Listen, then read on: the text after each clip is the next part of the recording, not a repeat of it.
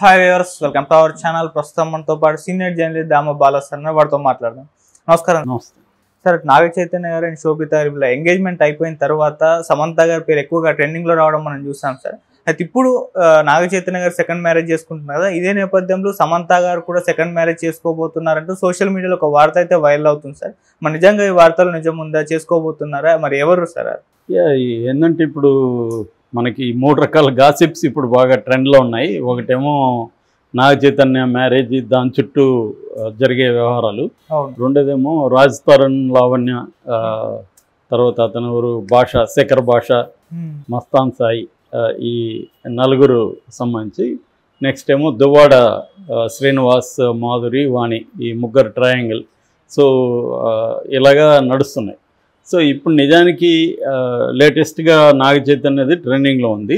ఎప్పుడైనా కూడా నాగ చైతన్య సమంత అనగానే ఎప్పుడైనా అది లైవ్గా ఉంటుంది జనాలకి. ఎందుకంటే ఒక సెలబ్రిటీ కపుల్స్ కావచ్చు, లేకపోతే సెలబ్రిటీ ఫ్యామిలీస్లో ఏదన్నా ట్రాజెడీ జరిగినా, లేకపోతే ఇట్లాంటి డ్రామా జరిగినా జనాలకి ఇంట్రెస్ట్. ఎందుకంటే సెలబ్రిటీ వాళ్ళ లైఫ్స్ ఎవరికైనా ఇంట్రెస్ట్ ఉంటుంది. ఇది యాక్చువల్గా మన ఒక 2005-06 ప్రాంతంలో టైమ్స్ ఆఫ్ ఇండియా దీన్ని ఫస్ట్ మెయిన్ పేజీలోకి తీసుకొచ్చింది. అప్పటి వరకు పేజ్ 3 ఉండేది. దాన్ని ఫస్ట్ పేజీలోకి సెలబ్రిటీల లైవ్స్ అవన్నీ తీసుకొచ్చి న్యూస్ పేపర్ యొక్క స్వభావ స్వరూపాన్ని మార్చేసింది. సో దాని తర్వాత టీవీ ఛానళ్ళు కూడా ఈ ప్రముఖుల ఇవి వేయడం మొదలుపెట్టారు, ప్రముఖుల జీవితాలు అవి. దాని తర్వాత సోషల్ మీడియా వచ్చేసరికి ఇది మెయిన్ స్ట్రీమ్ అయిపోయింది. సో ఈ కాంటెక్స్లో మనం అంటే ఏదైనా విషయాన్ని కాంటెక్స్లో చూడాలి. సో ఈ కాంటెక్స్లో అర్థం చేసుకుంటే కొన్ని రకాల ఫ్యామిలీస్, మెగా ఫ్యామిలీ కావచ్చు, ఇటు నాగార్జున ఫ్యామిలీ కావచ్చు, ఇలాంటి దాంట్లో కొంత డ్రామా జరుగుతుంది. అంటే మామూలుగా ఇప్పుడు వెంకటేష్ ఉన్నాడు, ఆయన పెళ్లి చేసుకున్నాడు, బుద్ధిగా ఉన్నాడు, ఆయన మీద నువ్వు ఎన్ని వీడియోలు పెట్టినా ఎవరు చూడరు. ఎందుకంటే దాంట్లో డ్రామా లేదు. అంటే ప్రజలకి గాసిప్లు ఎందుకు చూస్తారంటే దాంట్లో డ్రామా ఉంటుంది ఒకటి. రెండోది సామాన్య ప్రజలకి ఒక సులేసు. అంటే అంత పెద్దోళ్ళు, అంత డబ్బున్నోళ్ళు, వాళ్ళకే కష్టాలు ఉన్నాయి, వాళ్ళకే ఇబ్బందులు ఉన్నాయి అన్నది వీడికి ఒక సులేసు ఇస్తుంది. మనకు ఉండడంలో ఆశ్చర్యం ఏముంది, అంత ఉండేవాడికే ఉన్నాయి కదా అనేది ఒక అందుకనే భారత రామాయణాల్లో కూడా ఎందుకు ఈ ఎలిమెంట్ ఆక్యుపై చేస్తుంది. దేవుడికే కష్టాలు తప్పలేదు, దేవుడికే ఇబ్బందులు తప్పలేదు అన్న ఒక సొలేసు వెలికిస్తుంది. సో ఈ కాంటెక్స్ట్లో మనం చూసుకున్నప్పుడు ఇది నిజానికి అందరికీ తెలిసిన విషయమే. ఏది నాగ చైతన్య, శోభిత ఇద్దరు కూడా డేటింగ్లో ఉన్నారని చాలా కాలం నడుస్తుంది. కాకపోతే నిశ్చితార్థం అనేది సడన్. ఎందుకంటే వాళ్ళు ఈ డేట్ కలిసి వస్తుందని ఏది 8/8/2024 మొత్తం కలిపితే ఏదో ఉంది అది. సో వీళ్ళ జాతకాలకి ఆ డేట్ కలిసి వచ్చిందని సడన్గా పెట్టేశారు. ఈ సడన్గా పెట్టడం వల్ల మామూలుగా అయితే ముందు నుంచి దీన్ని నిశ్చితార్థం పలానా రోజు జరగబోతుంది అది ఇదని ఉంటే ఇంత ఉండేది కదా డ్రామా. సడన్గా పెట్టేసరికి చాలామందికి శోభిత ఎవరో తెలియదు. సో శోభిత ఎవరు అనేది ఒకటి. ఇంకొక దీంట్లో ఇంట్రెస్టింగ్ ఏంటంటే శోభిత వాళ్ళ అక్క పేరు కూడా సమంతనే. సో దాంతో ఏమైంది, సమంత చెల్లెలు కదా, చెల్లెలు సమంత. సో సమంత అక్కనే నాగ చైతన్య పెళ్లి చేసుకున్నాడు అనేసరికి కన్ఫ్యూజను. ఇదేంటి సమంత అక్క అని ఇతను ఎందుకు చేసుకున్నాడు, అది అందరికి తెలిసినా దాన్ని ప్రొజెక్ట్ చేశారు. సో దాని తర్వాత నాగార్జున ఒక ఇంటర్వ్యూ ఇచ్చినప్పుడు ఆయన ఏదో చెప్పాడు, అందులో ఒక ఐటమ్ను పట్టుకున్నారు. అదేంటంటే నాగ చైతన్య చాలా బాధపడ్డాడు, మౌనంగానే భరించాడని. ఖచ్చితంగా విడాకులు అనేది, పెళ్ళి అనేది ఏదో మనం విడిపోదామని చేసుకోరు కదా, ఎవరైనా లాంగ్ టర్మ్ ఉందామనే చేసుకుంటారు. సో విడిపోయినప్పుడు ఖచ్చితంగా విడిపోవడం అంటే సడన్గా విడిపోయినట్టు మనకు అనిపిస్తుంది, కానీ అది 1-2 years స్ట్రగుల్ అయ్యి రకరకాల గందరగోళాలు జరిగి పెద్దవాళ్ళు ఇన్వాల్వ్ అయ్యి ఇవన్నీ అయ్యి కూడా ఇంకా సాధ్యం కాదనుకున్నప్పుడే కదా విడిపోతారు. సో ఈ ప్రాసెస్లో ఎంతో పెయిన్ ఉంటుంది, కెరియర్ ఇబ్బంది పడుతుంది, హెల్త్ ఇష్యూస్ వస్తాయి, ఇవన్నీ జరుగుతాయి. సో దాన్ని తట్టుకోవడానికి నాగ చైతన్య లాంటి వాళ్ళకేమో సపోర్ట్ సిస్టమ్స్ ఉంటాయి, సమంత లాంటి వాళ్ళకి సపోర్ట్ సిస్టమ్ తక్కువ ఉంటుంది. ఆమెకి ఫ్రెండ్స్ ఉండొచ్చు, కొంత ఫ్యామిలీ సపోర్ట్ ఉండొచ్చు, కానీ ఈ స్థాయిలో ఉండదు. అలాంటి వాళ్ళు ఎక్కువ ఎక్స్ట్రా ఫైట్ చేయాలి. అందుకనే మనం సమంతని కానీ గమనిస్తే ఆమె క్రిస్టియన్ అయినప్పటికీ అనేక హిందూ దేవాలయాలు, తర్వాత ఆయనూరు బాబా ఈషా ఫౌండేషను, సద్గురు ఇలాంటి వాళ్ళ దగ్గరికి అంతా వెళ్ళడం, మెడిటేషన్లో పాల్గొనడం, ఇవన్నీ ఎందుకు చేసిందంటే to cope up with the crisis. తన పర్సనల్ లైఫ్లో వచ్చిన క్రైసిస్, దాని నుంచి హెల్త్ క్రైసిస్, మయోసైటిస్, దాని నుంచి కెరియర్ క్రైసిస్, ఇవన్నీ ఆమెకి వచ్చాయి. దాని నుంచి బయటపడడానికి, ఫైట్ చేయడానికి she has to go through all these phases అన్నమాట. సో ఇవన్నీ జనాలకి ఇంట్రెస్టింగ్గా ఉంటాయి, దాన్ని ట్విస్ట్ చేసి చేస్తుంటారు. అలాగే కొత్తగా ఇప్పుడు సమంత రెండో పెళ్ళి, ఎందుకంటే నాగ చైతన్య రెండో పెళ్లి చేసుకోబోతున్నాడు కాబట్టి సమంత కూడా రెండో పెళ్ళి అన్న ఒక నెరేటివ్ని క్రియేట్ చేయడానికి అగైన్ సమంతనే కొంత ఫీడ్ అందించింది. అదేంటంటే సమంతకి ఎవరో ఒక ఇన్ఫ్లుయెన్సర్, ఇన్స్టాగ్రామ్ ఇన్ఫ్లుయెన్సరు, నువ్వేమి ఫీల్ కావద్దు సమంత, నేనున్నాను, నేను పెళ్లి చేసుకుంటాను, నాకు 2 ఏళ్ళ టైం ఇవ్వు, టైం ఇస్తే నేను కూడా డబ్బులు సంపాదించి సెటిల్ అయ్యి చేసుకుంటానని ఒక జిమ్లో ఉంటూ అతను ఒక వీడియో చేశాడు. అది సమంత సైలెంట్గా ఉంటే ఈ చర్చ అంతా లేదు. సమంత దాన్ని సరదాగానో లేకపోతే మరి ఏమనుకుందో, Jim behind you almost convinced me అనేది ఆమె రిప్లై ఇచ్చింది.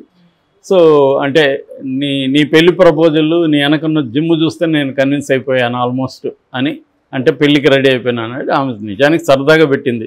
ఎందుకంటే ఆమె జిమ్ చేస్తుంది, ఈ కాంటెక్స్లో ఆమె సరదాగా పెట్టింది అది. దాన్ని మళ్ళీ మీడియా అంతా ఆమెకు కూడా తెలుసు, ఇలా పెడితే ఇది ఏమవుతుందో సమంతకు బ్రహ్మాండంగా తెలుసు. సమంత కానీ లేకపోతే అనసూయ ఇలాంటి వాళ్ళందరూ ఏంటంటే మీడియాకి వీళ్ళే ఫీడ్ ఇస్తుంటారు. అంటే నేను చాలాసార్లు చెప్పాను, సోషల్ మీడియాతో ఎలా డీల్ చేయాలో కొంతమంది సెలబ్రిటీలు నేర్చుకున్నారు. అంటే సోషల్ మీడియా స్వభావం ఏంటి, దీని నేచర్ ఏంటి, దీన్ని మనం ఎలా వాడుకోవాలి అనేది వాళ్ళు నేర్చుకొని వాళ్ళు ఏం చేస్తుంటారంటే సోషల్ మీడియాతో ఆడుకుంటారు. వాళ్ళు సోషల్ మీడియాకి కూడా అలాంటి ఫీడ్ కావాలి. అంటే ఇక్కడ విన్ విన్ సిచ్యువేషన్, ఇద్దరికి ఉపయోగపడే విధంగా. సో సమంత లైవ్లో ఉండడం సమంతకు అవసరం. దాంట్లో 2 రకాల ప్రయోజనాలు ఉన్నాయి. ఒకటి, ఆమె ఫోకస్లో ఉండడం వల్ల ఆమెకు ఆపర్చునిటీస్, కెరియర్ గ్రోత్కి హెల్ప్ అవుతుంది. రెండవది, సోషల్ మీడియాలో నుంచే ఆమెకి ఇన్కమ్ జనరేట్ అవుతుంది. ఆమె పోస్టులకి డబ్బులు వస్తాయి, అవి కోట్లలో ఉన్నాయి ఆమె పోస్టులకి డబ్బులు. ఎందుకంటే దాదాపు 3 మిలియన్ల సబ్స్క్రైబర్లు, 30 లక్షల మందికి పైన ఆమె సబ్స్క్రైబర్లు ఉన్నారు. సో 30 లక్షలు 3 కోట్ల మరి కరెక్ట్గా గుర్తులేదు, ఏదైనా పెద్ద సంఖ్యలో ఉన్నారు. ఆమె పోస్ట్కి లక్షల నుంచి కోట్ల వరకు ఇన్కమ్ వస్తుంది. సో ఆమె టాప్ 10 సెలబ్రిటీస్ ఇన్కమ్ జనరేట్ చేసే వాళ్ళలో ఆమె కూడా ఉంది. అందువల్ల వీళ్ళు ఏం చేస్తారంటే దాంట్లో వస్తారు, ఇన్ఫ్లుయెన్సర్లుగా మారడం వల్ల రేపు ప్రోడక్ట్ని ఆమెకి ఆల్రెడీ బిజినెస్లు కూడా ఉన్నాయి, కాస్ట్యూమ్ బిజినెస్ అట్లాంటివి ఉన్నాయి బెంగళూరులో. సో ఆ బిజినెస్లకి ఆమె పనిచేయచ్చు. ఇలాగా వీళ్ళు ఏంటంటే ఒకటి ఫైనాన్షియల్గా సోషల్ మీడియాలో యాక్టివ్గా ఉంటే వాళ్ళకి డబ్బులు వస్తాయి, 2 వాళ్ళ కెరియర్కి అది హెల్ప్ అవుతుంది.